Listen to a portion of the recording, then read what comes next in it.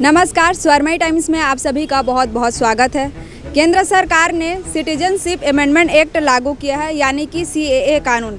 इस कानून के तहत पाकिस्तान, बांग्लादेश और अफगानिस्तान के 6 समुदाय हिंदू, पारसी, ईसाई, बौद्ध और जैन धर्म के लोगों को नागरिकता दी जाएगी।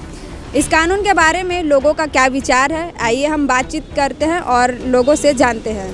मेरा नाम मनोज है। कहाँ के रहने वाले हैं? मैं अमलाई मध्य प्रदेश से हूँ। CAA कानून का संदर्भ में यह है कि काफ़ी पहले से पास हुआ है और इसको लागू करने की टाइमिंग क्यों वर्तमान चुनी गई, ये थोड़ा सा विवादास्पद हो गया, क्योंकि 4 साल पहले कानून पास हुआ और अब तक रोका गया। और जहाँ तक इसमें यह है कि मुस्लिमों को नागरिकता नहीं दी जाएगी, तो बैकडोर से मुस्लिमों को नागरिकता पूर्व में भी मिलती रही है। अदनान सामी उदाहरण है। इसी सरकार में, इसी भाजपा सरकार के गृह मंत्री जी ने अदनान सामी पाकिस्तानी नागरिक को नागरिकता भारत की दी है। इस कानून के अंतर्गत जरूर इनको नहीं मिलेगी, लेकिन अदनान सामी, तस्लीमा नसरीन जैसे बहुत सारे उदाहरण आपको मिलेंगे कि मुस्लिमों को भी पूर्व में नागरिकता दी जाती रही है और शायद दी जाती रहेगी। सर, तो इस कानून को एंटी मुस्लिम कानून कहा जा रहा है, तो क्यों कहा जा रहा है? मुझे तो ऐसा नहीं लगता कि ये एंटी मुस्लिम कानून है, क्योंकि जिन देशों के संदर्भ में ये बोला गया है वो मुस्लिम बहुल राज्य हैं, मुस्लिम बहुल राष्ट्र हैं। तो उन राष्ट्रों के अगर मुस्लिम नागरिकों को यहाँ पर नहीं मिल रही है नागरिकता, तो ये महत्वपूर्ण नहीं है। हाँ, यदि कोई नागरिक वहाँ पर प्रताड़ित है, वहाँ के मानवाधिकार में संलग्न है, और यह जैसे मान लीजिए कि बलूचिस्तान के जो लोग हैं, जो स्वतंत्रता की मांग करने वाले लोग हैं, ऐसे लोग अगर मांगेंगे तो शायद हो सकता है यहाँ की सरकार उस पर विचार भी करे। और इसको लेकर बहुत सारे ऐसे मत विचार हैं कि ये जो कानून है वो नागरिकता छीनने के लिए, जबकि ऐसा बिल्कुल नहीं है।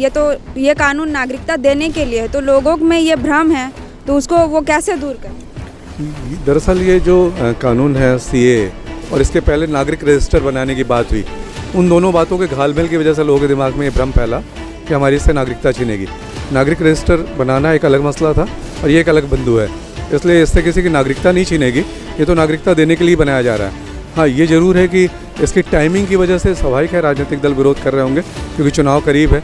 4 साल तक आपने नहीं किया लागू और अचानक फिर इस समय लागू किया, तो टाइमिंग की वजह से शायद विरोध हो रहा होगा। क्या नाम है? संजीत कुमार। कहाँ के रहते हैं? रायपुर।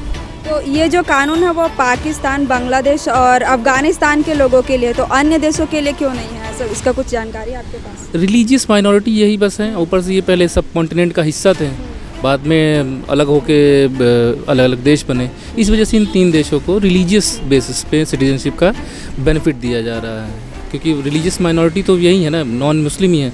मुस्लिम तो मेजॉरिटी में है, तो उनको सिटीजनशिप इस बेसिस पे उसकी रिक्वायरमेंट है नहीं। क्या नाम है सर? हेमंत पटेल। कहाँ रहते हैं? रायपुर में ही। अच्छा, तो CAA कानून जो है वो उसके अंतर्गत क्या क्या प्रावधान है नागरिकता देने? CAA कानून देखिए 4 साल से संसद में पास हो गया था, है ना। अब कल जाके ये पूरे देश में लागू हुआ है। इसमें पाकिस्तान, बांग्लादेश और अफगानिस्तान से 6 धर्मों के लोगों को आने के लिए नागरिकता देते हैं, जो 2014 से पहले आए हुए थे भारत में।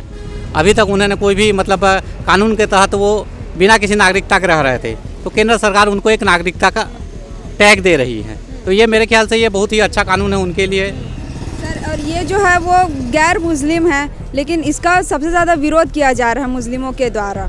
उनको डर है कि कहीं उनको उनके लेकर के उनकी जो अधिकार है उनको क्या कहेंगे? इसमें मुस्लिम संप्रदाय या किसी अन्य संप्रदाय के कोई भी उनके अधिकार छीने नहीं जाएंगे। तो ये मेरे मुस्लिम भाइयों से मेरी एक अपील है कि इसमें ऐसा कुछ भी नहीं है। इस कानून का आप उसका ड्राफ्ट को बढ़िया से पढ़िए, और किन्हीं भी लोगों के भड़काए जाने पर या उकसाए जाने पर आपको नहीं आना है उसमें। और कानून का आप अच्छे से पढ़िए, फिर उसके बाद कोई राय इसमें अपना दीजिए। क्या नाम है सर अपना? सत्येंद्र अग्रवाल, रायपुर। कहाँ रहते हैं? रायपुर शंकर नगर।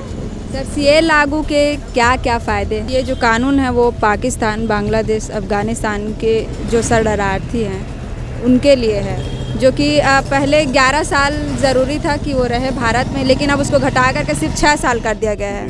तो ये इसके बारे में क्या बोलेंगे? नहीं, ये अच्छा है। वहाँ पे जो प्रताड़ित किया जा रहा था, उनकी जो बहन बेटियों के साथ अत्याचार होता था, और उनमें यदि कोई यहाँ पे नागरिकता लेना चाहता है, तो मेरी दृष्टिकोण से एक अच्छा कदम है। इससे उनको सुविधा मिलेगी और उनको सुरक्षा की भावना आएगी। एवं हिंदू भाई जो हमारे वहाँ पे प्रताड़ित है वो भी सुरक्षित महसूस करेंगे यहाँ पे। तो जैसा कि आपने देखा, हमने लोगों से बातचीत की और सीए कानून को उन्होंने बहुत अच्छे तरीके से समझाया है। और मैं आपको बताना चाहूँगी कि 31 दिसंबर 2014 से पहले जो गैर मुस्लिम लोग हैं वो भारत आए हुए थे, और जो कि हिंदू, सिख और पारसी, बौद्ध, जैन धर्म के लोग हैं, उन लोगों को भारत में नागरिकता दी जाएगी। और ये जो कानून है वो नागरिकता देने के लिए है, ना कि नागरिकता छीनने के लिए। तो आपका इस कानून पर क्या विचार है, कमेंट करके ज़रूर बताइए। और ऐसे ही वीडियो देखने के लिए आप स्वर्णमय टाइम्स देखते रहिए। आपके साथ मैं संध्या साहू, रायपुर, छत्तीसगढ़।